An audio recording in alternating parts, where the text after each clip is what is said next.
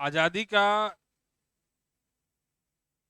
समय आ चुका है और ये अंतिम लड़ाई होगी हमारी अंग्रेजों के साथ, जिसका नाम होगा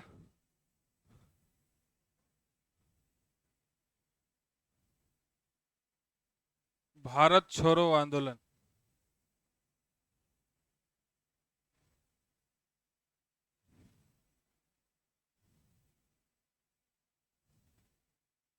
तो भारत छोड़ो आंदोलन की जो कहानी है उसको हम लोग पूरे विस्तार से समझेंगे इस क्लास में आज। कॉपी किताब बंद कर दीजिए, ध्यान से सुनिए, अपने आप सब कुछ याद होगा।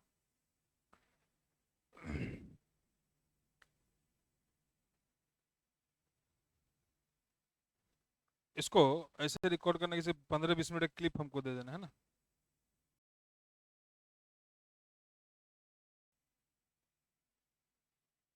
पहले तो हम समझेंगे कि भारत छोड़ो आंदोलन के कारण क्या थे, कारण, फिर स्वरूप, फिर हम देखेंगे इसका परिणाम, इसके अलावा महत्वपूर्ण नेता। चलो एक पॉइंट इसका भी डिस्कस कर लेंगे, सफल या असफल। सफल तो कितना, असफल तो कितना। अब ये सारे बिंदुओं को हम लोग एक एक करके समझेंगे। सबसे पहले हम जानेंगे कि इसके कारण क्या थे।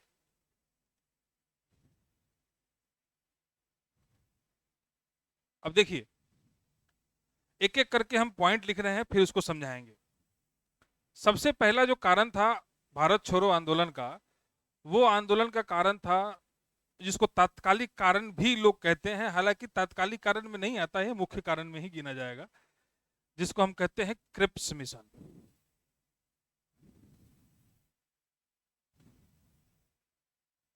दूसरा है, क्रिप्स मिशन के बाद दूसरा इसका पॉइंट होगा प्रथम द्वितीय विश्व युद्ध। क्या होगा? हाँ। तीसरा इसका होगा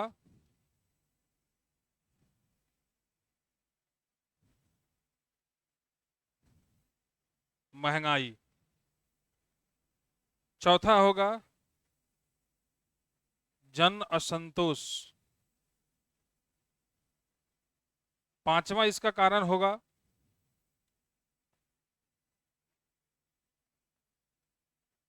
अ, जो इंडियन नेशनल कांग्रेस की प्रतिक्रिया। छठा इसका कारण होगा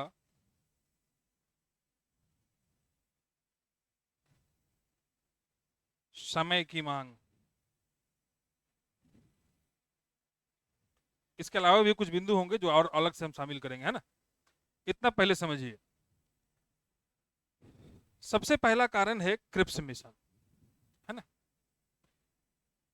हम लोग पढ़ते आ रहे हैं कि 1857 से हम लोगों ने मुख्य रूप से राष्ट्रीय आंदोलनों को करना प्रारंभ किया। आंदोलनों के स्वरूप पर एक संक्षेप में नजर डालते हैं पहले। सबसे पहले 1857 की क्रांति हमने किया। हम उस क्रांति को भले ही किताबों में ये लिखा हो कि असफल रहा, लेकिन हम लोगों ने कुछ मामले में इसमें सफलता हासिल की।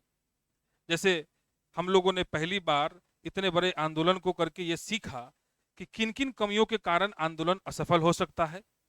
नेतृत्व की क्षमता का अभाव, एकता का प्रसार, इसके अलावा संगठन का अभाव, राष्ट्रवाद की कमी, इन सब कारणों का नहीं होना हमारे लिए असफलता का एक बहुत बड़ा कारण बना।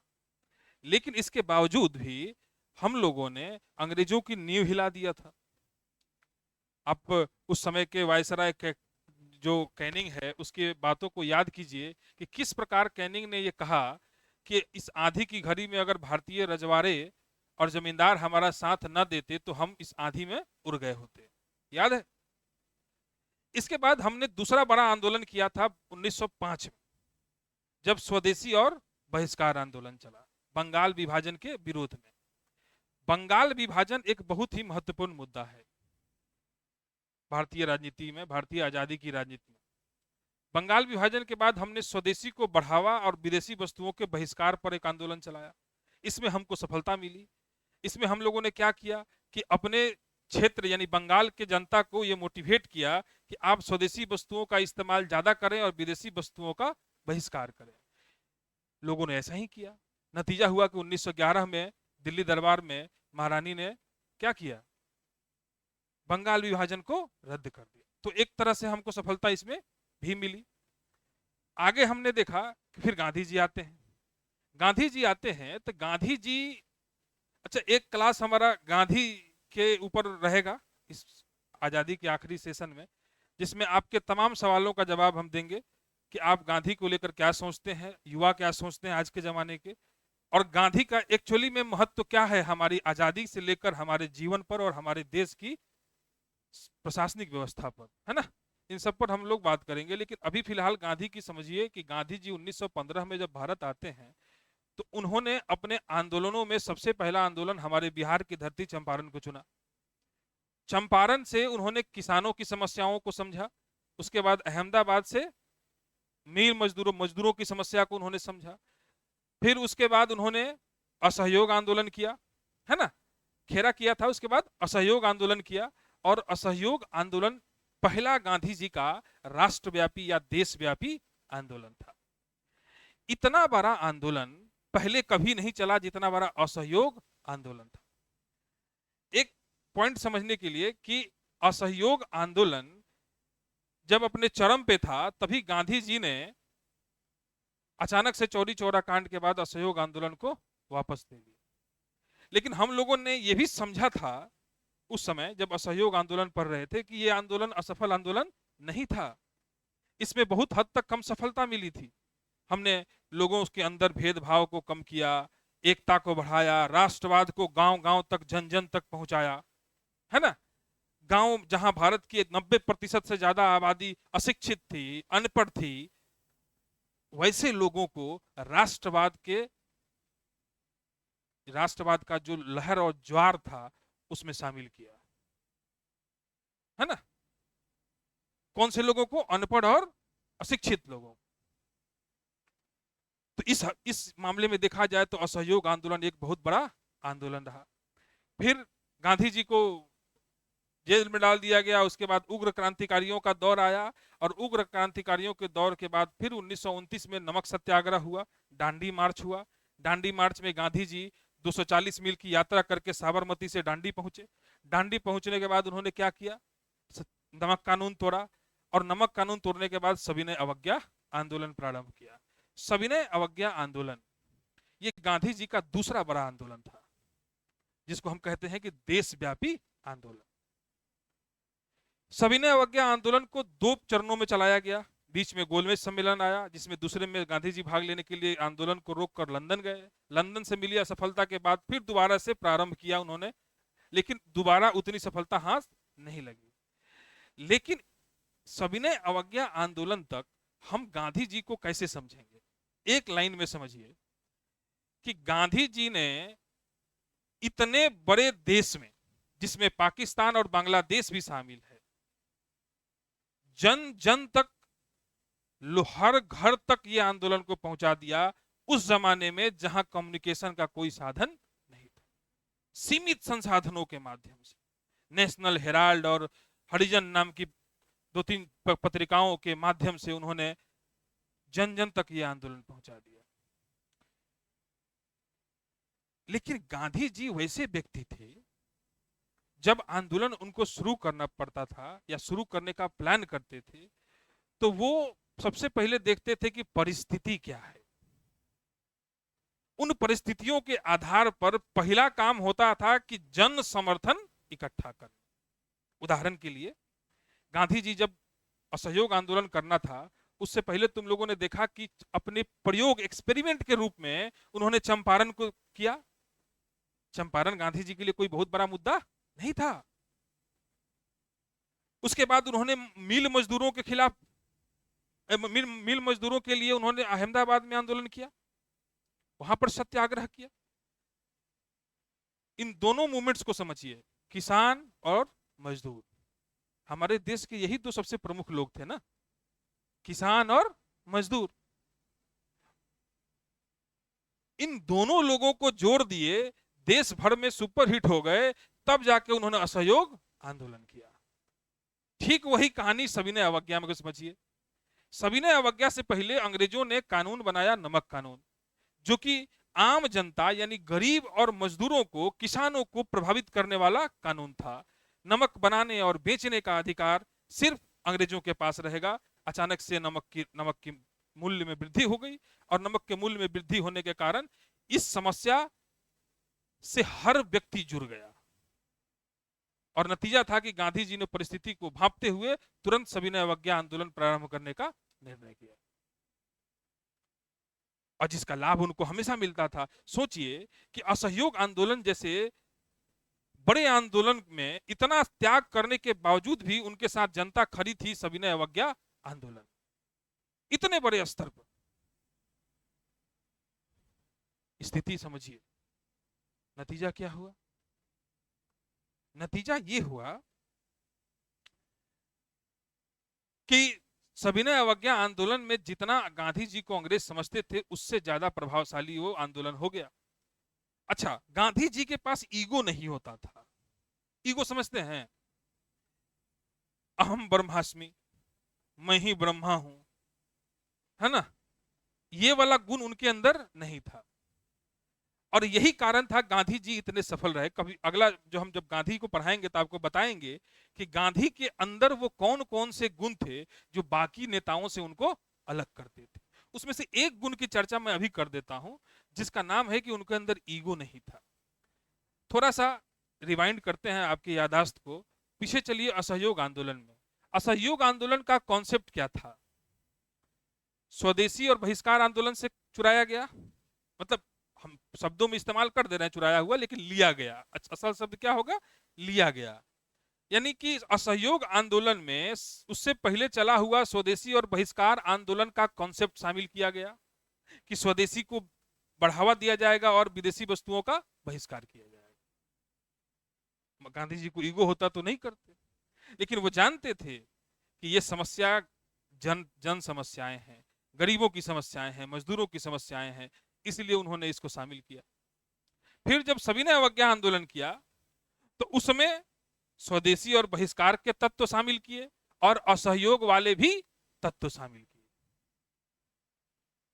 तब जाके चला कौन सा? सविनय अवज्ञा आंदोलन।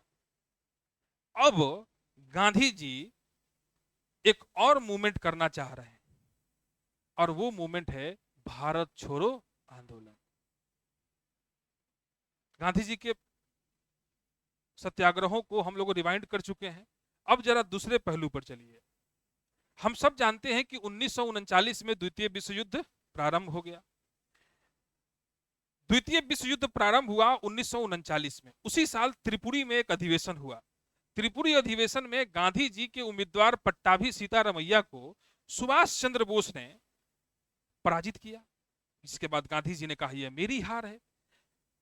इसको त्रिपुरी संकट के नाम से हम लोग जानते हैं। यह हो गया। सुभाष चंद्र बोस ने उसके बाद कांग्रेस के अध्यक्ष पद से इस्तीफा दिया। उसके बाद फॉरवर्ड ब्लॉक की स्थापना किया। उसके बाद उनके स्थान पर राजेंद्र प्रसाद को लाया गया उपाध्यक्ष के रूप में या कार्यकारी अध्यक्ष के रूप में। ये परिस्थितियां तो ठीक है, लेकिन एक बात इससे निकल के आई कि सुभाष ने इस्तीफा क्यों दिया। हमने इस पर भी बात किया था कि वो चाहते थे, वो जानते थे कि इस समय दुश्मन की स्थिति कमजोर है, और कमजोर किसी दुश्मन की स्थिति जब कमजोर हो तब प्रहार करना चाहिए। यानी हथौड़ा तब मारिए जब लोहा गर्म हो। ठंडे लोहा को मारेंगे तो हथौड़ा को चोट ज्यादा पहुंचेगा, लोहा को कम पहुंचेगा। इसलिए वो जानते थे कि अंग्रेजों की स्थिति से इस समय हमारे अंग्रेजों की स्थिति हमारे अनुकूल है, हम उस पर दबाव बना सकते हैं। और एक और फॉर्मूला उन्होंने जो दिया था कि दुश्मन का दुश्मन दोस्त होता है। यानी कि अंग्रेजों का जो गुट था द्वितीय विश्व युद्ध में मित्र राष्ट्रों का, जिसमें ऑस्ट्रेलिया, अमेरिका, रशिया, ये सब लोग शामिल थे। इन देशों को छोड़कर जो विरोधी गुट है, जो अपोजिशन टीम है, जिसको हम सामान्य भाषा में हिंदी में कहते हैं धुरी राष्ट्र, ये जो धुरी राष्ट्र हैं, जिसमें मुख्य रूप से इटली शामिल है, जर्मनी शामिल है, जापान शामिल है, इन देशों के साथ हाथ मिलाया जाए और अंग्रेजों पर दबाव डालकर देश को आजाद कराया जाए, स्वतंत्रता की प्राप्ति की जाए। लेकिन उस समय 1939 में गांधी जी और पूरा कांग्रेस उनके विरोध में खड़ा था, कुछ लोगों को छोड़कर। लेकिन सुभाष जी सही थे, ये बात 1942 में साबित हो गया, जब गांधी जी ने भारत छोड़ो आंदोलन की घोषणा की।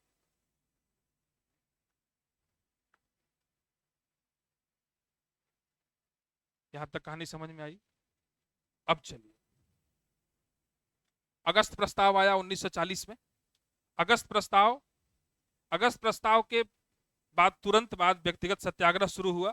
व्यक्तिगत सत्याग्रह के तुरंत बाद पाकिस्तान की मांग हो गई, बड़ी तेजी तेजी से घटनाएं हो रही थी। पाकिस्तान की मांग हुई 1940 में, और पाकिस्तान के मांग के बाद भारत में अब एक बात स्पष्ट हो गई थी कि हिंदू मुस्लिम एकता अब किसी काम की नहीं है। मोहम्मद अली जिन्ना देश भर में घूम घूम के मुस्लिम एकजुटता के लिए प्रयास कर रहे थे, मुस्लिमों को कांग्रेस के प्रति भड़का रहे थे, अलग राष्ट्र बनाने की लगातार मांग कर रहे थे। तो कांग्रेस इस बात से सहमत हो गई थी कि अब मुस्लिमों का बहुत ज्यादा समर्थन मिलना मुश्किल है, इसीलिए बहुत कुछ करने के मूड में नहीं थी कांग्रेस। 1942 में जब मित्र राष्ट्रों यानी अमेरिका, ऑस्ट्रेलिया जैसे देशों का, ब्रिटेन के प्रधानमंत्री कौन था उस समय? वेरी गुड, ब्रिस्टन चर्चिल और वायसराय लिनलिथगो था, नाम था लिनलिथगो। तो लिनलिथगो, वायसराय और ब्रिस्टन चर्चिल पर दबाव बना कि किसी भी तरीके से भारत से समर्थन प्राप्त कीजिए ताकि द्वितीय विश्व युद्ध में हमारी स्थिति मजबूत हो सके। नहीं हुआ। क्रिप्स मिशन को इसी के बदले भारतीय नेताओं से बातचीत करने के लिए भेजा गया। क्रिप्स मिशन में वही बातें थी, लगभग थोड़ी सी अपडेटेड बातें, लेकिन बातें मूल रूप से वही थी जो अगस्त प्रस्ताव में थी, थोड़ी सी अपडेटेड थी, बाकी मूल बातें वही थी जो अगस्त प्रस्ताव में थी। इसको हम देख चुके हैं, डिस्कस कर चुके हैं। अब इसको समझिए, क्रिप्स मिशन जब भारत आया उसको कांग्रेस ने सिरे से खारिज कर दिया। गांधी जी ने कहा पोस्ट डेटेड चेक, आगे की तिथि का चेक। नेहरू जी ने कहा कि वैसा बैंक जो नष्ट होने वाला है ना। तो क्रिप्स मिशन बेसिकली चला गया वापस, उसका कोई औचित्य नहीं रहा। क्रिप्स मिशन के जाने के बाद गांधी जी को ऐसा लगा, एक कारण कि यही समय है कि कुछ करने का। तो एक कारण क्रिप्स मिशन हो गया। दूसरा कारण चलते हैं विश्व युद्ध। इससे क्या हुआ? देखिए, आप ये समझते हैं कि दुश्मन का दुश्मन, लेकिन अगर दोस्त ना हुआ तो दुश्मन का दुश्मन तुम्हारा भी दुश्मन हो सकता है। समझ ना कैसे? 1939 में ये पगला जो हमारा वायसराय था लिनलिथगो, इसने भारत के किसी भी नेताओं से बातचीत के किए बिना, कांग्रेस के बिना सहमति के भारत को विश्व युद्ध में शामिल करने का घोषणा कर देता है, बिना भारतीय नेताओं की सहमति के, बिना भारतीय नेताओं के सहमति के। ठीक, शामिल करने की घोषणा कर देता है। तो एक बात बताइए, भारत में ऑफिशियल शासन किसका है? ब्रिटिश का। उसने ये घोषणा कर दिया कि भारत भी द्वितीय विश्व युद्ध में शामिल है। तो कहीं ना कहीं जो ब्रिटेन का दुश्मन है उसकी निगाह हम पर भी है।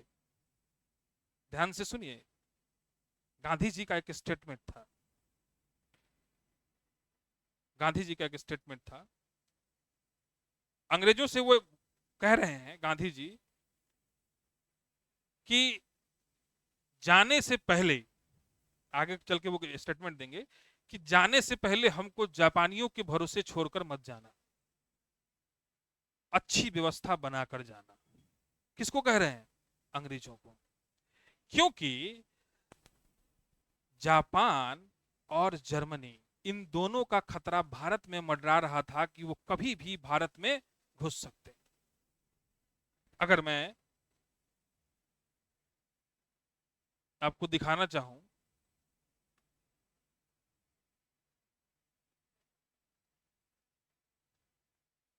देखिए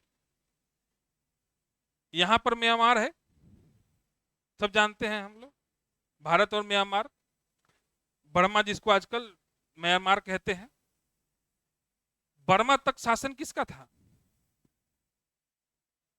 यानी हमारे कंधे पर आ चुका है वो, समझ रहे हैं? एकदम हमारे करीब है, उसको भारत में घुसने में टाइम नहीं लगेगा। तो दो बातें यहां निकल के आती है कि इफ, या अगर ब्रिटिश जीत गया विश्व युद्ध, तो एक बात तय है कि वो इतनी आसानी से हमको छोड़ेंगे, भारत छोड़ने वाले नहीं है। पहली बात समझ, ध्यान से सुनिए इस कॉन्सेप्ट को, कि अगर विश्व युद्ध को ब्रिटिश जीत गया, गांधी जी को यह लग रहा है, किसको लग रहा है? गांधी जी को, कि अगर विश्व युद्ध अंग्रेज जीत गए तो वो हमको देश खाली करने वाले नहीं है। और अगर गए तो भारत पर अंग्रेजों के बाद जर्मनी या जापान का शासन हो सकता है। दूसरा कारण, प्रभाव देख रहे हैं द्वितीय विश्व युद्ध का, नतीजा क्या हुआ? गांधी जी को लगा कि कुछ करना चाहिए। ठीक। तीसरा कारण, गांधी जी को क्यों लगा कि यह आंदोलन करना चाहिए? पहला कारण मैंने बताया क्या? क्रिप्स मिशन, अगस्त प्रस्ताव, पाकिस्तान की मांग। दूसरा कारण था फिर यहां पर एक पॉइंट है, महंगाई। मैंने क्या कहा कि गांधी जी जब भी ऐसा मौका देखते थे जो आम आदमी और किसानों से जुड़ा हुआ मुद्दा हो, उसी समय आंदोलन करते थे। बिना परिस्थिति के वो आंदोलन करने वाले व्यक्ति नहीं थे, वो बहुत सोच समझ के काम करते थे। महंगाई क्यों बढ़ गई थी इस समय? हम सबको मालूम है विश्व युद्ध हो रहा है ना? अंग्रेजों को पैसा चाहिए, पहला। दूसरा, विश्व युद्ध होने से क्या होता है? प्रोडक्शन कम हो जाता है, उत्पादन कम होता है। और इकोनॉमिक्स के डिमांड एंड सप्लाई का रूल क्या कहता है कि आपका डिमांड तो बना हुआ है, जहां सप्लाई कम हुआ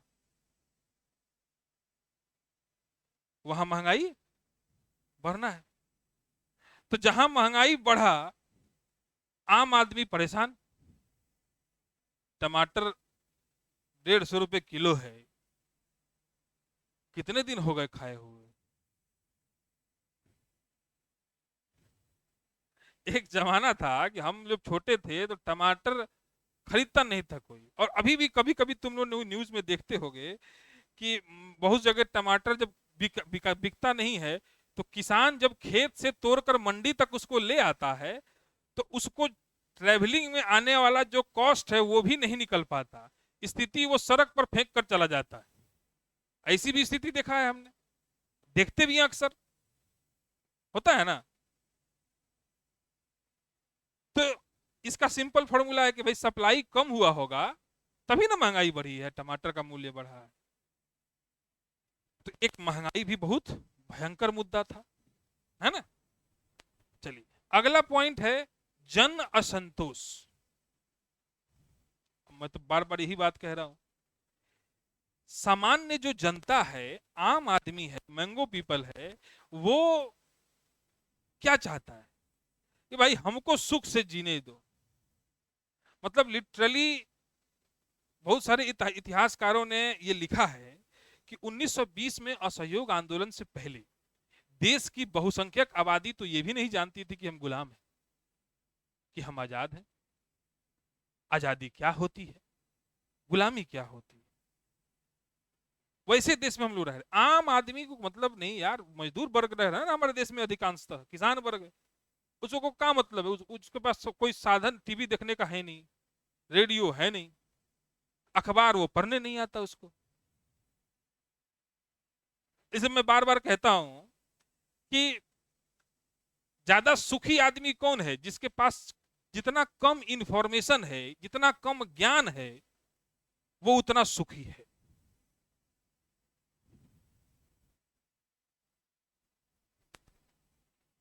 मैं खुद के बारे में बता सकता हूं, मैं भी अपने ऊपर कई सालों तक एक्सपेरिमेंट किया, अभी भी करता हूं। जितना कम रिसोर्स या जितना कम जानकारी आप दिन भर में इकट्ठा करते हैं, उतना चैन की नींद आपको आती है। आप सोचेंगे कि यार मणिपुर में क्या हो रहा है, बताइए, मोदी जी को विदेश जाने की क्या जरूरत है, पहले संभालना मणिपुर चाहिए। दिमाग में ख्याल आएगा। कुछ कर सकते हैं आप? नहीं। दुनिया भर की चिंताएं आपके दिमाग को सता रही हैं, लेकिन आप बेबस हैं, कुछ कर नहीं सकते। तो बेसिकली आप सुखी नहीं हैं।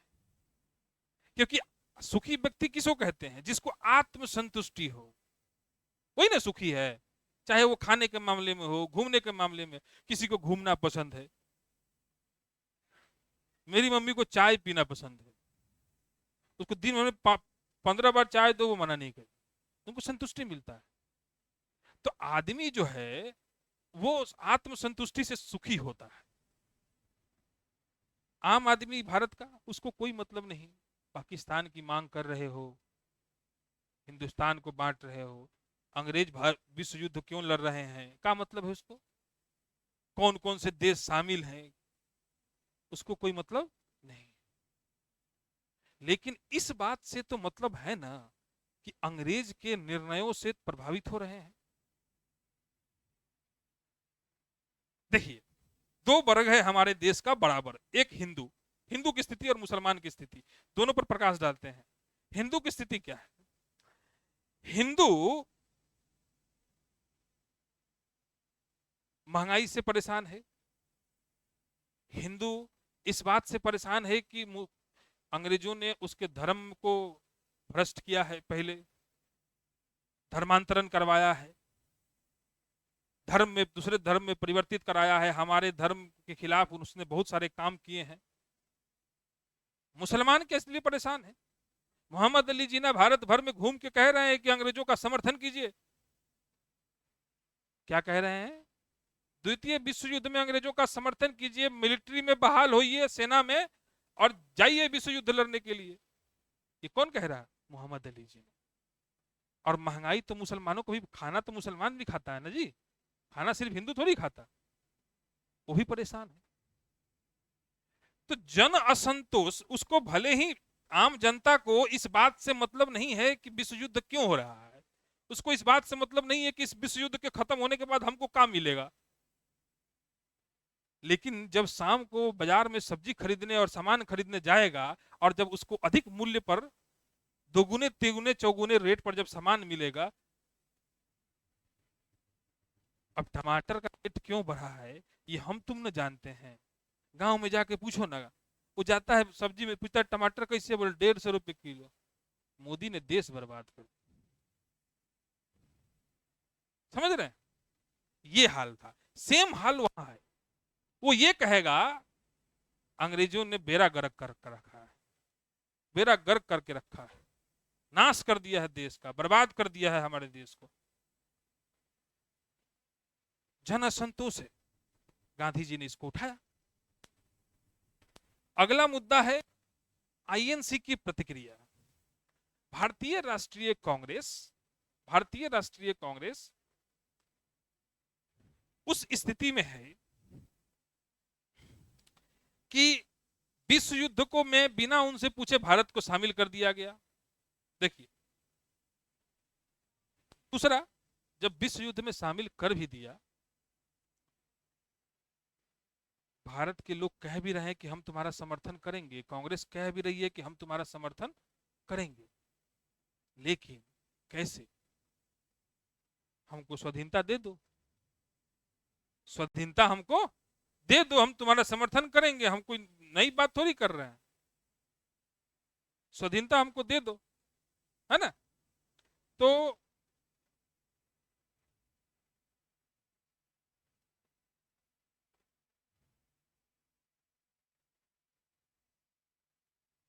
तुमको डेट बताया था कि नहीं? नहीं बताया था अभी? अभी तो मैंने ढूंढ के रखा था।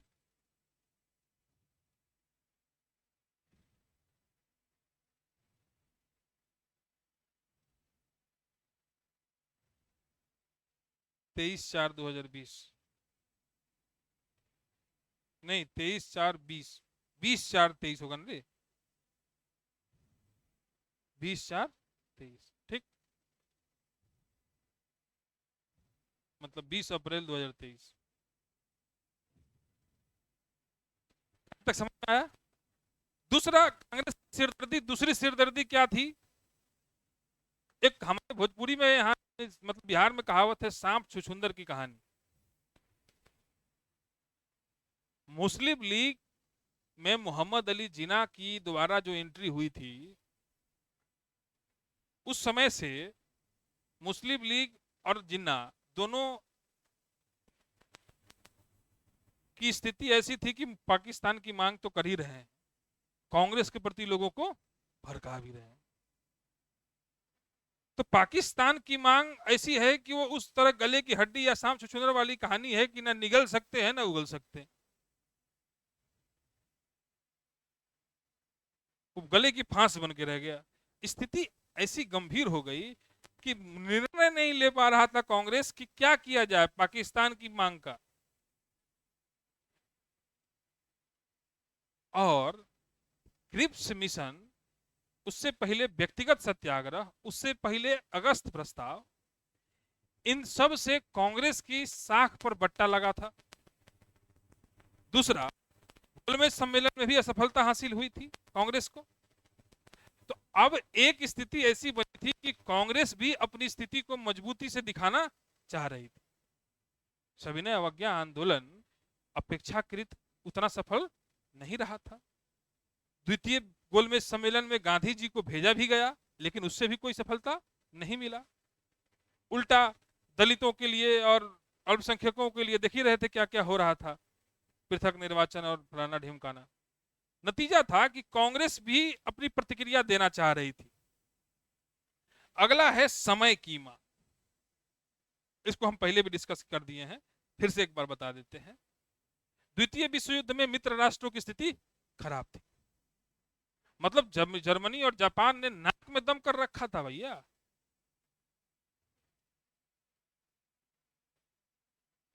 और देखिए, जापान और जर्मनी कितने दूर के देश हैं। जर्मनी इंग्लैंड का नेबर कंट्री है, यूरोप की कंट्री है, और जापान पूर्वी कंट्री है। तो पश्चिम और पूर्व की लड़ाई है, भारत बीच में है। और दोनों कंधे पर, बाएं कंधे पर जापान सवार है और दाहिने कंधे पर यूरोप सवार है। दूसरा, यूएसएसआर, सुने हैं ना, संयुक्त राष्ट्र, सोवियत संघ। सोवियत संघ यूएसएसआर की कहानी क्या है? 1900, मतलब 39 में जो द्वितीय विश्व युद्ध प्रारंभ हुआ, उसी समय से वो इंग्लैंड का समर्थक देश रहा। Hello, hello.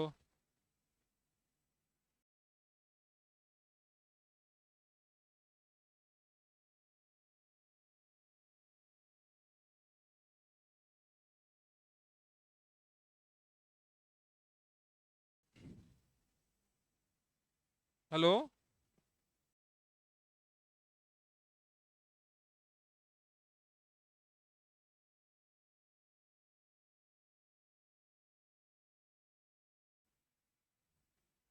यहां तक समझ में आया?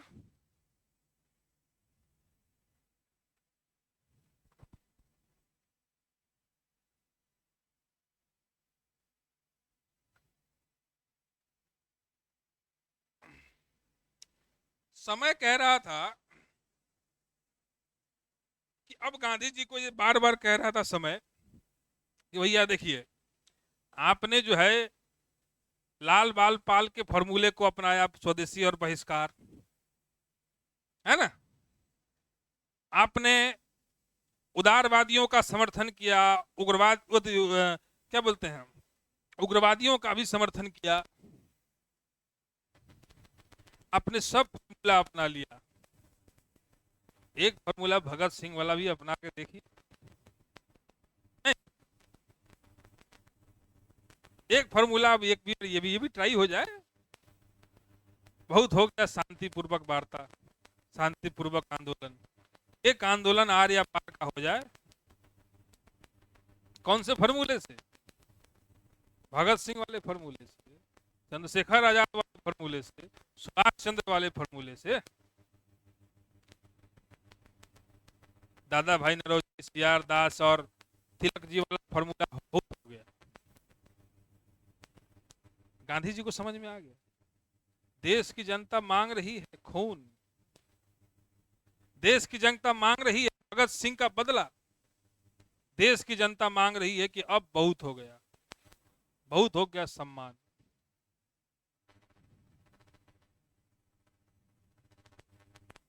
नतीजा क्या हुआ? गांधी जी 1942 में जब क्रिप्स मिशन वापस गया, उसके बाद महाराष्ट्र के वर्धा में एक मीटिंग बुलाई गई, जिसमें यह निर्णय किया गया कि गांधी जी के नेतृत्व में भारत छोड़ो आंदोलन चलेगा। डेट निर्धारित किया गया 9 अगस्त। 9 अगस्त का दिन निर्धारित किया गया, बड़े ऐतिहासिक दिन है, और 9 अगस्त के हम लोग नजदीक भी हैं। ये वही समय था, उसी आज से लगभग कितने साल हो गए, 80 साल, 80 साल पहले की ये घटना है।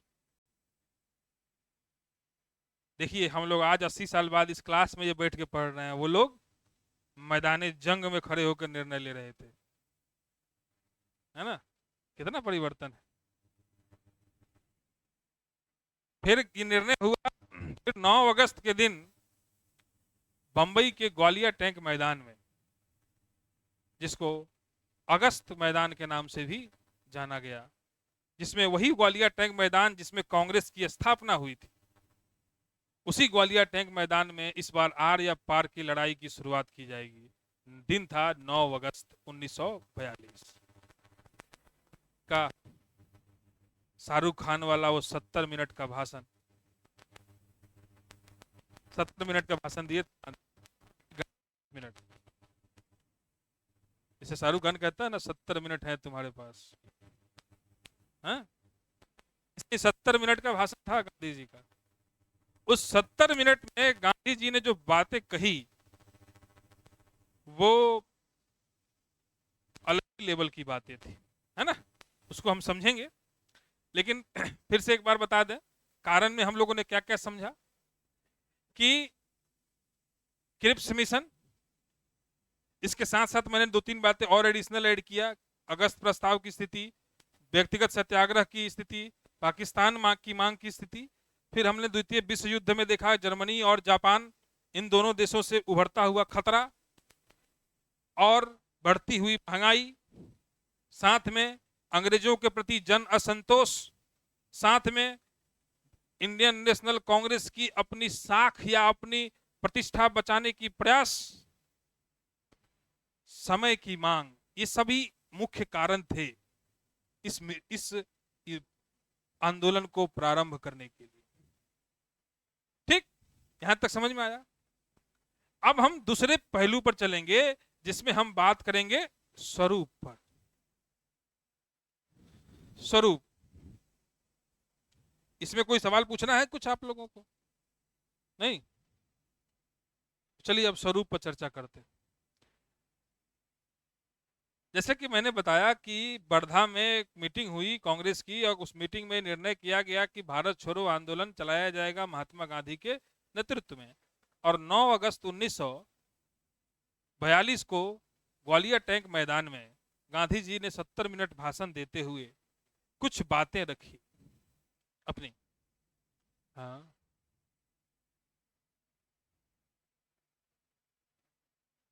क्या?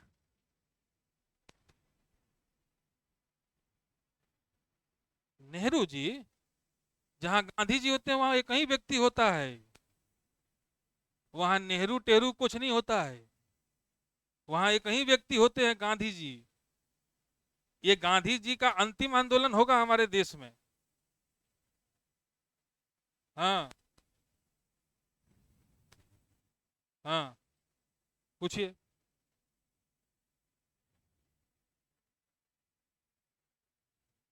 जोर से पढ़ो ना रे। दिखाओ। फिर ऑब्जेक्टिव लेके आ गए तुम।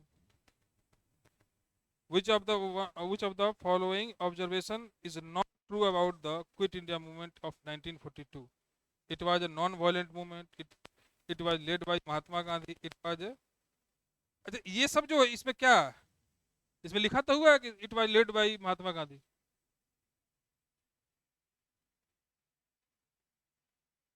ये किसका क्वेश्चन है? फालतू क्वेश्चन है, यूपीएससी में पूछा है ये। कहाँ लिखा है यूपीएससी में पूछा? आईएएस बाबा का क्वेश्चन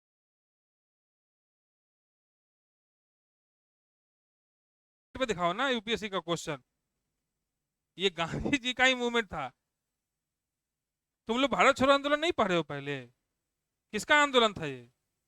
नेहरू जी कहीं से कहीं इसमें थे। वो तो सब लोग बाद में, सब साइड लाइन के नेता थे। सिर्फ नेहरू जी थोड़ी थे कि नेहरू जी को ही मिल जाएगा। नेहरू जी से बड़े बड़े लीडर थे उस समय। नेहरू जी से बड़े बड़े लीडर थे। तो छोड़िए नेहरू जी, इसमें नेहरू जी ने, गांधी जी ने ही लीड किया था। अब उसमें एक जो प्रश्न है, ये इस प्रश्न का संदर्भ समझिए। प्रश्न गलत नहीं है, अब समझिए प्रश्न को कैसे समझे हैं आप। इसमें क्वेश्चन पूछा है कि भाई कौन इनमें से कौन से व्यक्ति ने कौन से व्यक्ति ने इसमें नेतृत्व नहीं किया है भारत छोड़ो आंदोलन का। तो थोड़ा सा अगर पेशेंस रखते तो इस प्रश्न का जवाब आपको मिल जाता। गांधी जी ने जब ये आंदोलन शुरू किया, 70 मिनट का भाषण दिया। उसके अगले 24 घंटे के अंदर महात्मा गांधी और जितने भी बड़े नेता थे वो गिरफ्तार हो गए। यानी कि महात्मा गांधी ने फिर छोड़ा गया कब? 1944 में। तब तक ये आंदोलन, तो क्या लगता है गांधी जी ने इस आंदोलन का नेतृत्व किया? इसीलिए थोड़ा पेशेंस रखते तो इसको समझ पाते। समझ गए? अब जवाब मिल गया। उसमें यही लिखा है कि किसने लीड नहीं किया। तो गांधी जी ने लीड तो किया ही नहीं था ना। ये आंदोलन गांधी जी का था। हम बार बार ये कह रहे हैं किसका था? कांग्रेस के वर्धा अधिवेशन में ये प्रस्ताव पास हुआ कि ये किसके नेतृत्व में चलेगा? गांधी जी। लेकिन गांधी जी रहेंगे तब ना चलेगा। गा है?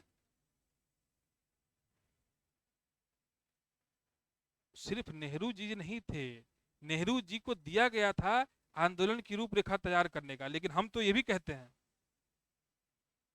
हम बता रहे सुनो, 1942 में जो आंदोलन चलाया गया, पहली तो उसकी कोई रूपरेखा थी ही नहीं। ये पहला गांधी जी का मूवमेंट था जो बिना किसी प्लान किया गया। सुनो, इसीलिए कह रहे थोड़ा पेशेंस रखो, इस टॉपिक को खत्म होने दो। बहुत सारे मुद्दे निकलेंगे अभी, है ना। उसमें उलझेंगे तो फिर सिलसिलेवार ढंग से हम तुमको समझा नहीं पाएंगे। समझे? इस टॉपिक को पहले खत्म होने दो, तो ऑब्जेक्टिव से लेकर सब्जेक्टिव क्वेश्चन सब लेके आना है ना। पहले इस टॉपिक को समझो, पेशेंस रखो। 1942 में जो 70 मिनट के भाषण गांधी जी ने दिया, उसमें क्या क्या बातें कही?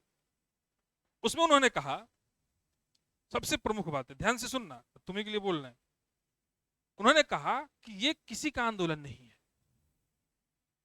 अगर उसका रिकॉर्डिंग होगा तो आप सुनिएगा, या गांधी जी ने क्या कहा था इसका डेटा जरूर होगा नेट पर, उसको पढ़िएगा, है ना। उसे लिखा है, गांधी जी ने स्टेटमेंट दिया कि ये किसी का व्यक्तिगत आंदोलन नहीं है। इसमें हर व्यक्ति इसको नेतृत्व दे सकता है। और इसका परिणाम कहां देखने को मिलेगा? परिणाम देखने को मिलेगा जब भारत में गली गली से नेता उभर के आएंगे इस आंदोलन में। यह पहला आंदोलन था जिसमें गली गली से नेता उभर के आए थे। समझ रहे हैं? हजारों लाखों की संख्या में तो नेता निकल गए इसमें से। ये आंदोलन ऐसा आंदोलन था, क्योंकि महात्मा गांधी को बहुत अच्छे से पता था कि इस बार आंदोलन करेंगे तो अंग्रेज हमको बख्शने वाले नहीं है। इसलिए उन्होंने ये बात कही। दूसरा बात क्या कहा, सबसे पहला संबोधित करते हुए उन्होंने कहा किसान। किसान क्या करेंगे?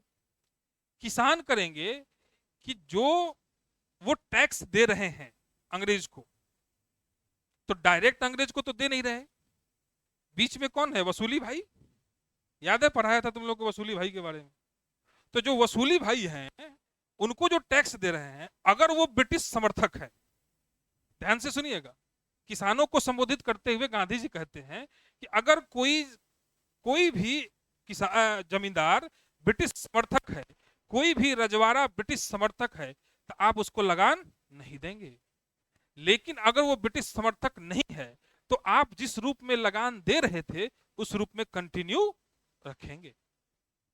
किसके लिए निर्देश है? किसानों। समझ में आया? दूसरा, तीसरा पॉइंट क्या होगा? तीसरा पॉइंट होगा विद्यार्थियों के लिए, युवाओं के लिए। उन्होंने युवाओं को संबोधित करते हुए कहा कि कोई भी युवा अपनी पढ़ाई नहीं छोड़ेगा, अपनी पढ़ाई नहीं छोड़ेगा, स्कूल कॉलेज जाना बंद नहीं करेगा। अगर वो करता है, अगर वो आंदोलन से प्रभावित होकर ऐसा वो करता है, राष्ट्रवाद की भावना से प्रभावित होकर ऐसा वो करता है, तो तब तक वो वापस स्कूल में नहीं जाएगा जब तक कि देश आजाद नहीं हो जाता है। और देश आजाद की कोई गारंटी नहीं है। ये किसके लिए संदेश था? विद्यार्थियों और युवाओं के लिए। फिर आते हैं योद्धा, सैनिक। सैनिकों को संबोधित करते हुए गांधी जी ने कहा कि कोई भी सैनिक अपना नौकरी नहीं छोड़ेगा, कोई भी सैनिक अपना नौकरी नहीं छोड़ेगा, लेकिन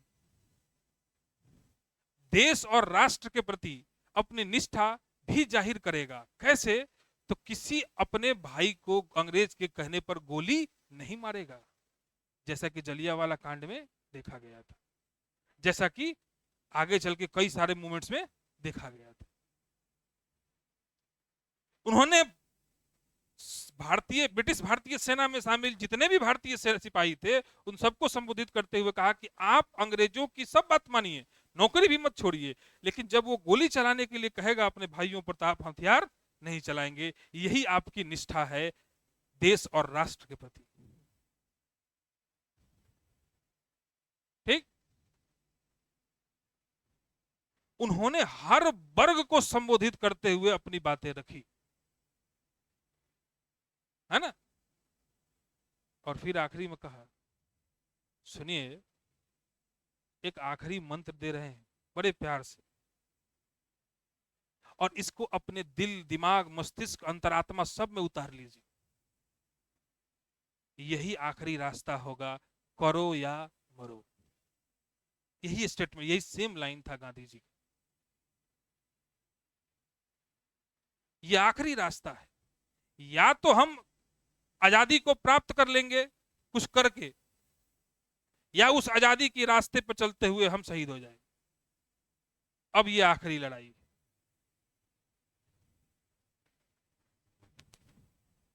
आ गए ना गांधी जी उसी पर, भगत सिंह वाले फॉर्मूले पर, हैं?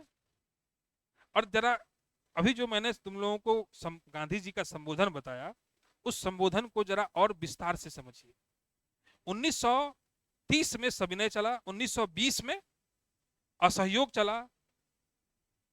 उसमें असहयोग में कहा गया कि विद्यार्थी विद्यालय जाना, कर्मचारी कार्यालय जाना, वकील न्यायालय जाना, सब छोड़ देंगे। इसमें कह रहे हैं कोई कुछ नहीं छोड़ेगा, जैसा चल रहा है बस अंग्रेजों को समर्थन नहीं देना है, अपने देशवासियों को नुकसान नहीं पहुंचाना है।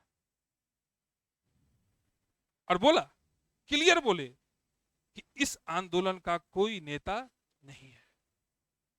हर व्यक्ति जो इस आंदोलन में शामिल होगा वो स्वयं के किए गए निर्णयों पर खुद जिम्मेदार होगा और वो अपना रास्ता खुद चुनेगा, उसको कोई निर्देशित नहीं करेगा। यही कारण था कि कुछ ही घंटे के बाद महात्मा गांधी को गिरफ्तार कर लिया गया। ऑपरेशन जीरो आवर के तहत गांधी जी को गिरफ्तार किया गया और गांधी जी सहित और भी जितने भी बड़े नेता थे सबको गिरफ्तार कर लिया गया। फ्रंट लाइन के जितने भी लीडर थे वो फ्रंट लाइन लीडर्स को अरेस्ट कर लिया गया, जिसमें गांधी जी चूंकि अपराध में शामिल नहीं थे इसीलिए गिरफ्तार करना मुश्किल था। तो गांधी जी, सरोजिनी नायडू और उनकी पत्नी कस्तूरबा गांधी को नजरबंद करके आगा खां पैलेस मुंबई में रखा गया और बाकी नेताओं को जेल में डाल दिया गया। फिर क्या था? जो सेकेंड लाइन लीडर थे उन्होंने कहा कि जब पहले वाले गिरफ्तार हो गए तो हम खेत की मूली है, हम अंडरग्राउंड हो जाएंगे। और सारे नेता अंडरग्राउंड हो गए। पहले तो गिरफ्तार भी अपने जयप्रकाश नारायण भी गिरफ्तार हुए, राजेंद्र प्रसाद भी गिरफ्तार हुए, लेकिन जयप्रकाश नारायण भाग गए, जेल कूद के भाग गए, दीवार कूद के। हाँ,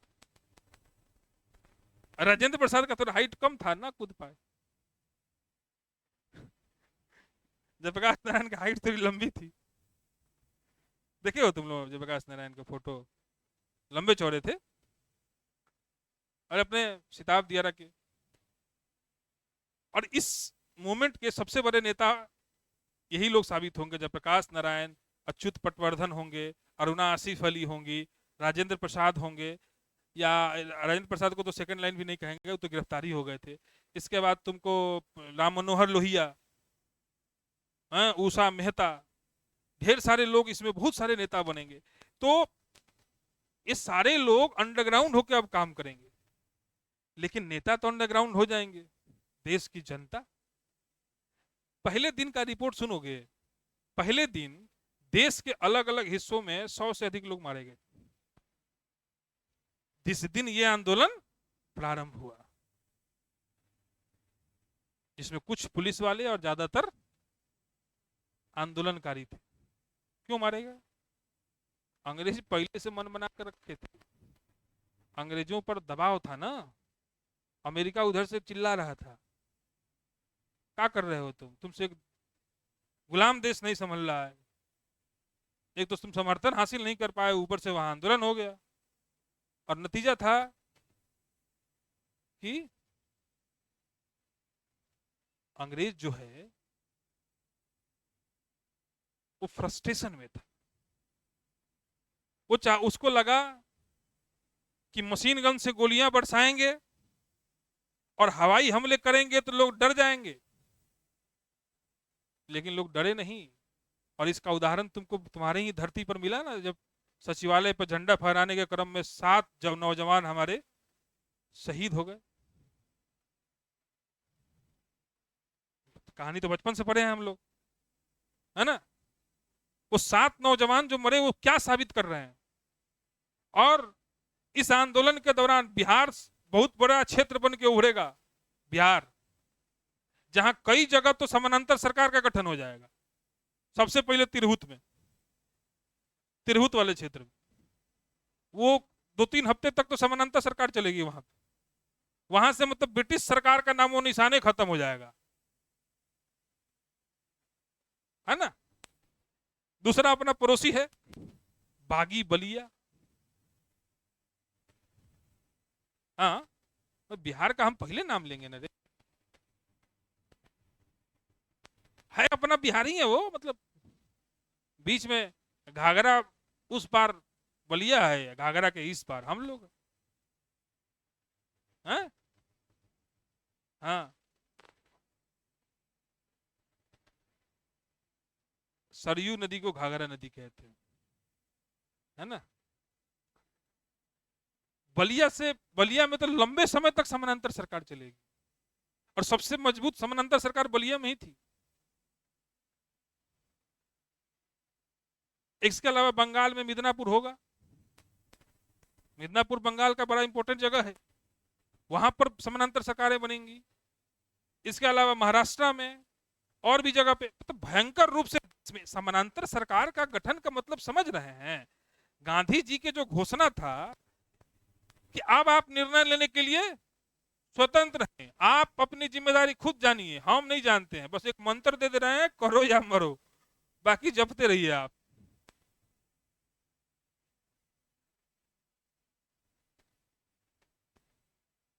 कांग्रेस को गैर कानूनी संस्था जो हर समय होता था, पुनः गैर कानूनी संस्था घोषित करके उसकी संपत्ति को जब्त कर लिया गया। इसके अलावा प्रेस पर प्रतिबंध। आजकल देखते हो, आज में उस जमाने में कोई ज्यादा अंतर नहीं है इस मामले में, है ना, तुरंत प्रेस प्रतिबंध लगाएंगे। आजकल तो प्रेस वाले खरीद ही लेते हैं, वही लिखोगे जो हम चाहेंगे। उस जमाने में ना खरीद पाते थे, जो आंदोलनकारी जो जो जान देने के लिए तैयार है सीना लेके, उसका अखबार तुम खरीद लोगे, हैं? वो अखबार बेचेगा तुम्हारा ना, वो ना बेचेगा। तो गांधी जी जब आगा खां पैलेस में नजरबंद थे तो क्या करते थे, अंग्रेज अपना अखबार लेके जाते थे, बाकी सारे छोटे छोटे अखबारों को चालू रखे थे, लेकिन जितने भी नेशनल हेराल्ड है, हरिजन है, गांधी जी के सारे पत्रिका जो बड़े बड़े नेता थे इनकी पत्रिकाओं पर प्रतिबंध लगा दिया गया और अपना अखबार लेके जाते थे, जिसमें क्या मालूम क्या छपता था, फलाने जगह हिंसक आंदोलन हुआ जिसमें इतने पुलिस वाले मारे गए। समझ रहे ना, एक तरफा न्यूज छपता था और गांधी जी को जाकर देते थे, देखिए बाबा ये सोच रहे हैं 1920 वाली स्थिति कि चौरी चौरा की घटना हो गई और गांधी जी ने आंदोलन वापस ले लिया।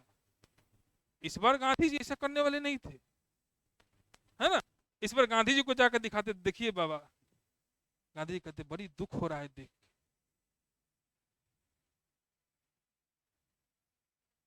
तो बोले कि बाबा आप एक काम कीजिए ना, इस दुख को थोड़ा जाहिर कीजिए, एक्सप्लेन करके बताइए कि कितना दुख हो रहा है और लोगों तक संदेश पहुंचाइए कि वो हिंसक आंदोलन बंद करें।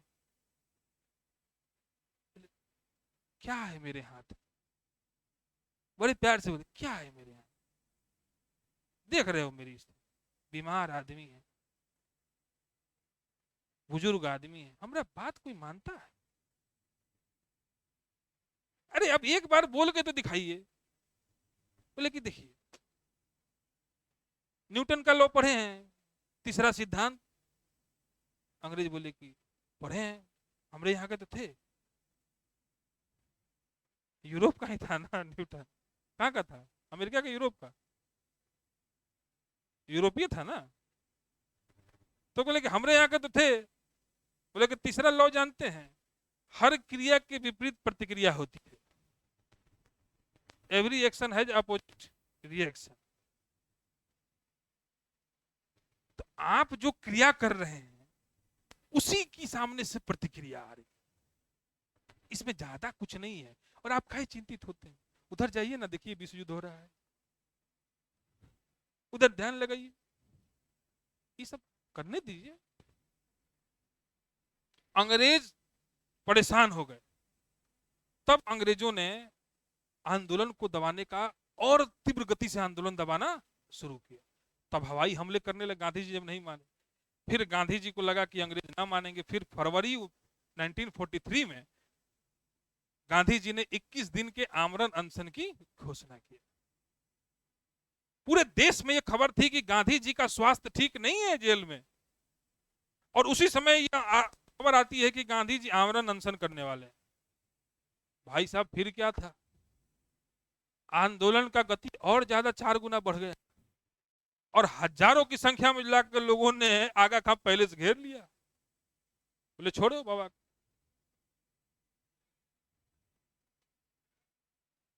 और आखिरकार 1944 में उनको छोड़ना पड़ा। लेकिन जब तक छोड़ते तब तक 2 बड़ा नुकसान हो गया था उनको, उनके पर्सनल सचिव महादेव देसाई और कस्तूरबा गांधी की मृत्यु हो गई थी। लोग कहते हैं कि जहां हम तो गए नहीं, आगा खां पैलेस जाने का अभी मौका नहीं मिला अभी तक, तो आगा खां पैलेस में आगा खां पैलेस में एक, जहां उनका कब्र है, मतलब क्या बोलते हैं, जहां उनको अवशेष रखा गया है, वहां शीशा बनाया गया, बाहर से आप देख सकते हैं उसको, कस्तूरबा गांधी को। कभी कस्तूरबा गांधी की भी चर्चा करेंगे, एक महिला के रूप में उनका कितना त्याग रहा, बहुत नाम नहीं आता है उनका, है ना, लेकिन पत्नी के रूप में उनका भी बड़ा योगदान रहा। हाँ? कहते हैं ना कि every successful man behind a women, और every unsuccessful man behind a many more women.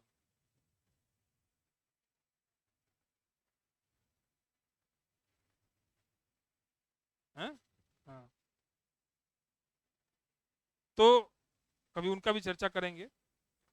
तो ये जो स्थिति दिख रही है, इस स्थिति से अंदाजा लगाइए, फिर जब अंडरग्राउंड हुए नेता, तो नेताओं के अंडरग्राउंड होने पर, जैसे कि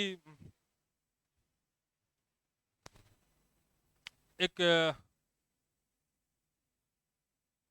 भारत के जो सेकंड लाइन के लीडर्स थे, वो अंडरग्राउंड हुए, और उसमें से दो तीन लोग बड़े कारगर साबित हुए।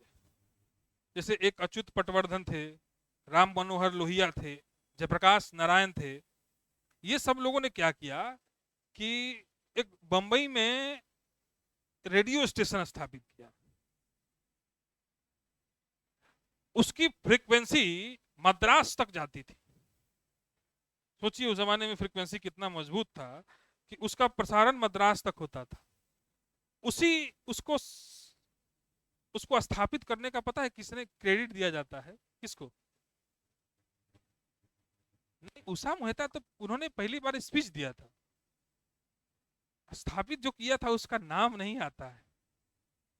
नहीं नहीं नहीं, एन मोटवानी, इनका नाम बहुत कम लिया जाता है।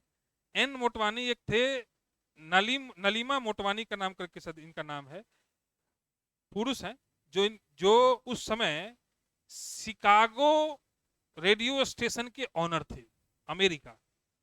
शिकागो कहाँ है? अमेरिका में। शिकागो में वो रेडियो स्टेशन के ऑनर थे, जिन्होंने भारत में उषा मेहता, जिन्होंने स्पीच दिया था, उस रेडियो स्टेशन के स्थापना का सारा जिम्मेदारी उठाया था। सोचिए कहां कहां से लोग इस आंदोलन में समर्थन देने के लिए आए थे। एक आज के लोग हैं, देश के लिए बात करो तो पहले कहेंगे देश बाद में है, पहले धर्म कौन सा है। हाँ, राजनीतिक पार्टी कौन सी है तुम्हारी, इसकी बात करते हैं। सोचिए कि शिकागो रेडियो स्टेशन का उस जमाने में ऑनर भारत में आकर एक रेडियो स्टेशन स्थापित करता है, गैर कानूनी, और जिस पर स्पीच दिया जाता है, और उस पर राम मनोहर लोहिया और अच्युत पटवर्धन टाइप लोग, जो समाजवादी और देशभक्ति और राष्ट्रवाद के जो भाषण देते हैं। राम मनोहर लोहिया टाइप बहुत विद्वान आदमी थे ना, राम मनोहर लोहिया, समाजवाद के कट्टर समर्थक। और वो जब राष्ट्रवादी भाषण देते थे तो लोगों के खून में उबाल आ जाता था, धधकने लगता था लोगों का सीना। और उसके बाद आंदोलन को, लेकिन बाद में खोजते खोजते सरकार ने उसको भी खोज लिया। लेकिन एक जगह खोजते थे तब तक दूसरा जगह रेडी हो जाता था। तो अंडरग्राउंड रह के इन लोगों ने आंदोलन को जारी रखा। नतीजा ये हुआ कि आंदोलन बहुत दिनों तक चल गया, जिसकी उम्मीद अंग्रेजों को नहीं थी। मतलब हुआ क्या था कि अगर हम अपनी नजर से देखें तो पहले दो चरण में हम बांटेंगे आंदोलन को। पहला चरण था जब गांधी जी को गिरफ्तार कर लिया गया और 2 हफ्तों के अंदर आंदोलन को दबा दिया गया। लेकिन जैसे ही ये नेता अंडरग्राउंड हुए और अंडरग्राउंड लोगों को संबोधित करने लगे, आंदोलन फिर से उठ खड़ा और दूसरे चरण में ज्यादा प्रभावी रहा। बड़ी भयंकर नुकसान हुआ, सारे देश भर में पुल तोड़ दिए गए। सड़क पर पुल है, तोड़ दी जाओ, तुम्हारे ना गाड़ी जाता है, हमारा बैलगाड़ी है, तैर के निकल जाएगा। नहीं, तुम्हारा मोटर कार है, डूब जाएगा लोहा का। रेडियो का वो बिल्डिंग गिरा देते थे, पुलिस चौकी में आग लगा देते थे, टेलीफोन का तार काट देते, बतियाओ, कैसे बतियाओगे? बहुत, मतलब उस जमाने में आप ये समझिए कि जितना परेशान कर, मतलब एक कहानी ये है कि छोटे बच्चे सबसे ज्यादा एक्टिव थे, इतने छोटे छोटे बच्चे स्कूल छोड़ देते थे। हाँ, और जाके अंग्रेजों को परेशान करते थे। गाड़ी चल जा रहा है अंग्रेजों का, सामने जाके खड़े हो जाते थे तीन चार लड़के, कहा हॉर्न दे रहे हैं पीछे से, ऐसे परेशान, इरिटेट करते, टॉर्चर करते थे। हाँ, जाए पुलिस वाला खड़ा है उसको पैंट खींच दे इसे, ये लिटरली हुआ था। ये तुम लोग को हंसी लग रहा है लेकिन ये होता था उस जमाने में। और ये लड़की ठीक कह रही है कि ये पहला आंदोलन था जिसमें सबसे अधिक महिलाओं ने पार्टिसिपेट किया। ये पहला आंदोलन था जिसमें महिलाओं ने फ्रंट लाइन लीडर के रूप में काम किया। और सबसे बड़ा नाम अरुणा आसिफ अली का था, उषा मेहता भी कभी, सब लोग, जितना भी नाम तुम ले सकते हो सबका। किसका ज्यादा है किसका कम है इसका आंकना हमारे लिए बहुत कठिन है, लेकिन हम कहेंगे कि सारी महिलाओं ने, सोचिए ना कि जिस जमाने में महिलाओं को घर से निकलना, दूसरे मर्द से बात करना कितना कठिन होता था, वैसे उस जमाने में महिलाएं स्वतंत्रता के आंदोलन के लिए सड़क पर निकलकर अंग्रेजों के बदतमीजी और टॉर्चर वाली स्थिति को झेलते हुए देश के स्वतंत्रता में अपना कितना सहयोग दिया, अमूल्य सहयोग दिया। और आजकल के बच्चे चार लाइन पढ़े बिना ये आरोप लगाते हैं कि अंग्रेजों ने हमको आजादी दिया है, हमने लिया नहीं है।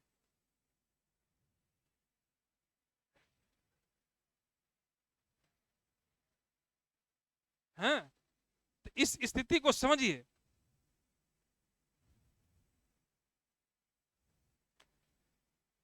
नहीं, आगे तुम्हारे मन की बात भी हम करेंगे, जब हम तुमको ये बताएंगे कि अंग्रेजों ने सही मायने में, इस पर डिस्कस करेंगे कि अंग्रेजों ने हमको दिया है कि हमने लिया है, इस पर डिस्कस करेंगे हम लोग। और मैं तुमको ये भी बताऊंगा कि देता कौन है और लेता कौन है। देने लायक आदमी देता है और लेने लायक आदमी को मिलता है ना। धन्यवाद अंग्रेजों का भी कि उन्होंने हमको अनाथ नहीं छोड़ा। अनाथ समझते हैं, हमको काबिल बनाकर तब देश आजाद किया। और मैं हमेशा अंग्रेजों को इस बात के लिए धन्यवाद देता हूं कि उन लोगों ने अपने ही फायदे के लिए सही, लेकिन हमारे देश को इतना काबिल बना दिया था कि हम दुनिया के सबसे खूबसूरत विचार लोकतंत्र के समर्थक बने, दुनिया के सबसे बड़े संविधान का निर्माण कर पाए। और इतनी खूबसूरती से आज हम लोग 8 बजे रात में भी बड़ी आसानी से, चाहे महिला हो चाहे पुरुष, इस क्लास में बैठकर आराम से इस खुली हवा में स्वतंत्रता का सांस लेते हुए पढ़ाई कर रहे। जरा स्थिति उस समय का याद कीजिए जब तुम्हें तुम्हारे ही अधिकारों की प्राप्ति के लिए मांग करते समय तुम पर एयर स्ट्राइक किया जाए और मशीन गन से गोलियां चलाई जाए। कौन मरेगा किसी का कोई गारंटी नहीं।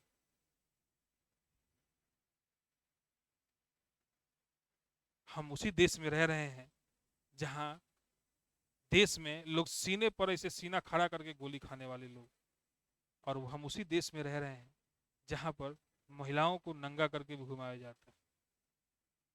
तो ये जो स्थिति है, तो मणिपुर की स्थिति या और भी जगह देश के हर कोने में होता है, ये कोई मणिपुर की नई घटना नहीं है। और महिलाओं के साथ अभद्रता और अमानवीय व्यवहार तो हमको लगता है कि हर जगह की कहानी है।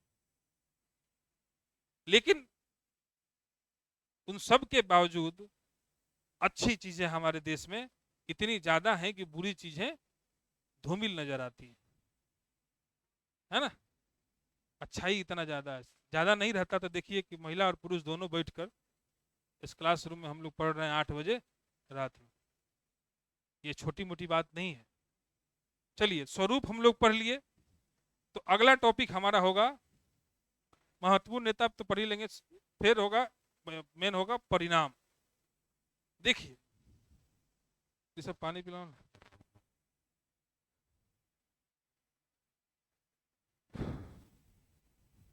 समय है कि नहीं है?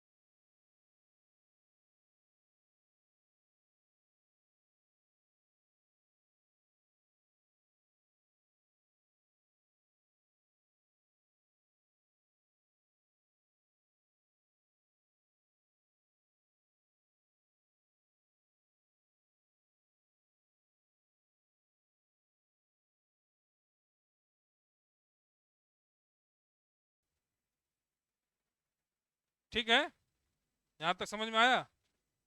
अब समझेंगे हम परिणाम, है ना।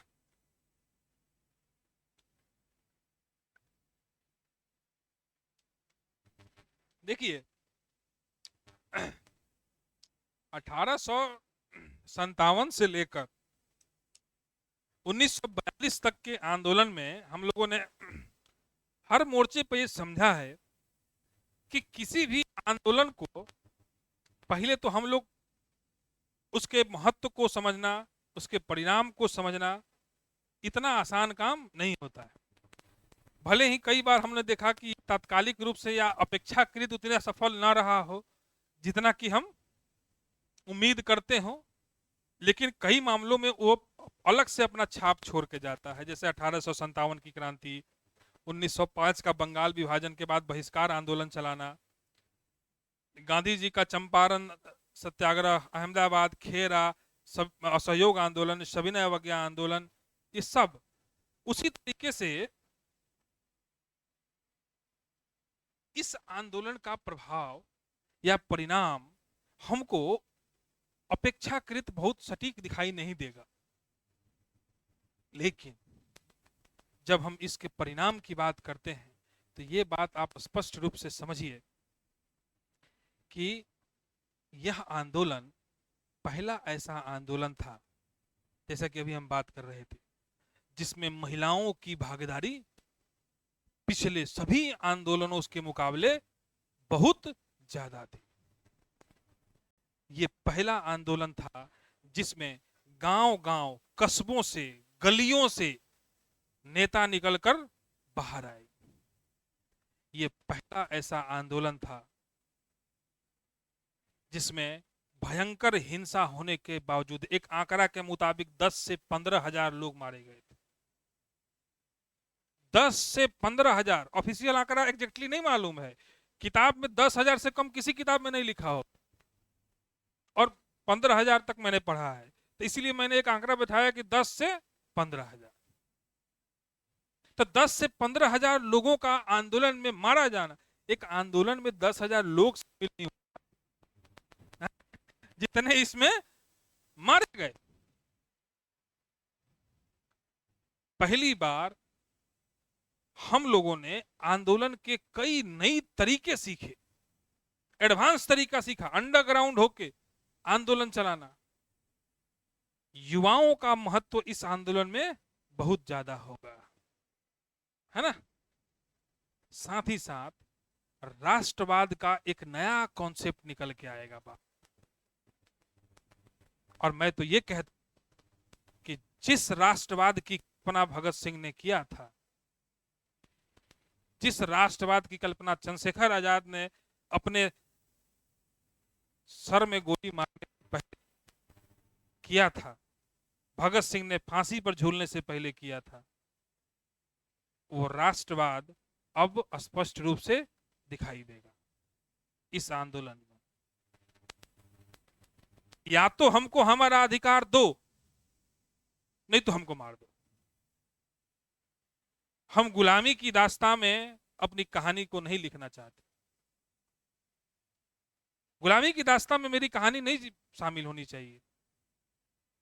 चंद्रशेखर आजाद क्या कहते थे? आजाद थे, आजाद हैं, आजाद रहेंगे, आजाद ही मरेंगे। कॉन्सेप्ट समझिए। इस आंदोलन में क्या कह रहा है युवा? मार दो गोली, मशीन गन से उड़ा दो, कोई बात नहीं, हवाई जहाज से बम गिरा दो। आपको मालूम है किसानों ने कितना सेक्रीफाइस किया इस आंदोलन में? अंग्रेजों ने किसानों और मजदूरों को दबाने के लिए, आपको एक क्षेत्र का नाम बताते हैं, पूर्वी बंगाल, जो मुस्लिम बहुल क्षेत्र है, जिसको 1905 में अंग्रेजों ने बांटा भी था, जिसकी राजधानी ढाका बनाई थी, और उसी ढाका में मुस्लिम लीग का गठन भी हुआ था। मुस्लिम बहुल क्षेत्र जो आजकल बांग्लादेश के नाम से जाना जाता है, मुस्लिम बहुल क्षेत्र जहां मोहम्मद अली जिन्ना अंग्रेजों को कह रहे हैं कि हमको अंग्रेजों का समर्थन देना है, और मुस्लिमों युवाओं को मोटिवेट करते थे मोहम्मद अली जिन्ना कि आप जाइए और जाकर उनकी सेना में शामिल होइए। उन्हीं के मुसलमानों के क्षेत्र में सबसे अधिक बमबारी की गई और सबसे अधिक किसानों को नुकसान पहुंचाया गया। पता है कैसे? किसानों के घरों को खाली करा दिया जाता था। कौन रहेगा? तो सिपाही रहेंगे। किसानों के फसल जल जाते थे, बम गिराए ऊपर से, आग लग गई, जल गया। एक बार आग लगा तो भस्म हो गया। सोचिए कि आप गांव में बड़ी, इमेजिन कीजिए, आप दिमाग में एक गांव का इमेजिन कीजिए कि पुराने जमाने का गांव है, बहुत कम्युनिकेशन नहीं है, सड़कें नहीं है, टेलीफोन नहीं है, सुविधाएं नहीं है, और अचानक से आप रात में सोए हैं, आप बम आके गिर गया, बम। भाग नहीं सकते, कहां भागेंगे? चीख पुकार मची है। मोहम्मद अली जिन्ना को तब भी समझ में नहीं आया कि अंग्रेज किसी के सगे नहीं है। तो इस आंदोलन में किसानों का सेक्रीफाइस रहा, जिनके घर जला दिए गए, घर पर कब्जे कर लिए गए, खेत जला दिया गया, उनके बच्चों को गोली से उड़ा दिया गया। युवा सेक्रीफाइस किए। तो राष्ट्रवाद का जो नया स्वरूप देखने को मिला, ये मेरे लिए और मेरे हिसाब से ये अलग ही लेवल का राष्ट्रवाद था विगत जितने आंदोलन हुए हैं उनकी तुलना में। इस आंदोलन में राष्ट्रवाद इतना ज्यादा बढ़ गया कि अमेरिका ने विंस्टन चर्चिल पर यह दबाव डाला कि आप यथाशीघ्र भारत को छोड़िए। किसने दबाव डाला? अमेरिका ने। तो अमेरिका का भी एक कंट्रीब्यूशन है, अप्रत्यक्ष रूप से ही सही, लेकिन एक कंट्रीब्यूशन है इनडायरेक्ट। उसने कहा कि आप इंडिया को छोड़िए, अब वहां रहने का कोई मतलब नहीं है, क्योंकि अब भारत का हर आदमी गांधी जी के उस मंत्र से अपने आप को, मतलब उस मंत्र का जाप कर रहा है। वो जैसे हनुमान चालीसा का जाप करते हैं, महामृत्युंजय का जाप करते हैं, गायत्री मंत्र का जाप करते हैं, वैसे वो जाप कर रहा है, करो या मरो, करो या मरो, करो या मरो। उसके दिमाग में चल रहा है, मार दो गोली, कोई बात नहीं। मतलब हमारे बिहार में इसका उदाहरण देखने को मिला ना। 7 लड़के जो यहां शहीद हुए हमारे पड़ोस में सचिवालय पर, इसकी स्थिति को समझिए। क्या लग रहा है? एक लड़का के हाथ से झंडा गिर रहा है तो भले गोली खा रहा। सोचिए ना, एक गोली का आवाज सुन के यहां लोग भाग लेते, नहीं। और सामने से खड़ा आदमी गोली मार रहा है, मालूम है कि हम भी झंडा पकड़ेंगे हमको भी गोली लगेगा। ऐसी स्थिति एक अंग्रेज अधिकारी के रूप में, जब तुम खुद मान लो कि तुम सोचो कि तुम एक अंग्रेज अधिकारी हो और तुम्हारे सामने ऐसी स्थिति बनती है कि सामने वाला लाइन से खड़े हैं लड़के, एक को गोली मार रहे, झंडा गिरने से पहले पकड़ लेता, अब खुशी खुशी गोली खाता है, तुम्हारा कलेजा कांप जाएगा, तुम्हारे पैर कांपने लगेंगे ऐसी स्थिति को देख के कि इतना साहस कहां से आया। हम लोग भगत सिंह की कहानी पढ़ते हैं कि उन्होंने हंसते हंसते अपने आप को फांसी के फंदे पर झुला लिया। हम लोग चंद्रशेखर आजाद की कहानी पढ़ते हैं कि उन्होंने अपने ही बंदूक से अपने को गोली मार लिया। सोचिए कि ये जो सचिवालय पे घटना हुई, ये मुझे तो लगता है कि इन सभी घटनाओं से ज्यादा खतरनाक, क्योंकि भीड़ में जब एक आदमी को गोली लगती है ना, तो भीड़ तीतर भीतर हो जाता है। पुलिस वाले देखते नहीं हो, एक आदमी को टारगेट करके भीड़ में मारते हैं ताकि बाकी लोग भाग लें। तो इस लेवल का जो राष्ट्रवाद जब देश में आ जाता है, जिसकी कल्पना भगत सिंह और चंद्रशेखर आजाद जैसे लोगों ने किया था, तब अंग्रेजों के लिए भारत में रहना अब आसान नहीं रहा। लेकिन गांधी जी की बात पर अंग्रेजों ने अमल किया। गांधी जी की बात पर अमल करते हुए उन्होंने भारत को अनाथ नहीं छोड़ा, जापानियों के भरोसे नहीं छोड़ा। इसी बीच में जापानियों की बात आई तो आईएनए की बात भी आएगी, आजाद हिंद फौज, उसकी बात हम लोग कल करेंगे, है ना। और परिणाम पर और भी चर्चाएं करेंगे हम लोग कल के क्लास में, है ना। आज बस यहीं तक देते हैं, बहुत समय हो गया। ठीक है, चलिए।